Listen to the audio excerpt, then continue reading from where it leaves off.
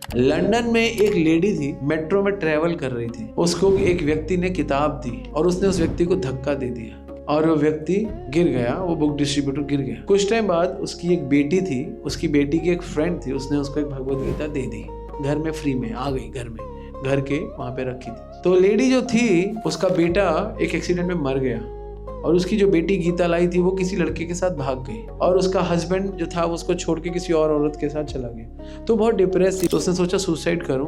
तो उसका सुसाइड करने में डर लग रहा था, तो वो ना बाइबल को ढूंढ रही थी कि बाइबल ढूंढ पढ़ के शायद मेरे को ताकत मिले, मैं मर जाऊं। उसको बाइबल नहीं मिला, उसको एक स्पिरिचुअल बुक दिखी निकालते हुए, उसने देखा, उसने पढ़ा भगवद गीता और फिर भगवद गीता में उसने आत्मा के बारे में दूसरा अध्याय पढ़ा, उसने श्योर समझा, उसको अच्छा लगा। वो लगातार वो मरने जा रही थी, उसने 15-20 दिन में पूरी गीता पढ़ ली।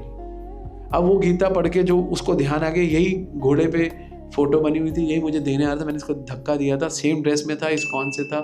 उसको बड़ा दुख हुआ, तो लंदन मंदिर गई, ढूंढने लग गई कि कोई बुक देते हैं। हमारे कहते हैं हमारे तो 5-6 बुक डिस्ट्रीब्यूटर, आप किन की बात कर रहे हो? उन्होंने कहा नहीं, मैं देख के पहचानूंगी, मुझे 6 महीने हो गए, साल हो गया, मैं देखना चाहती हूँ।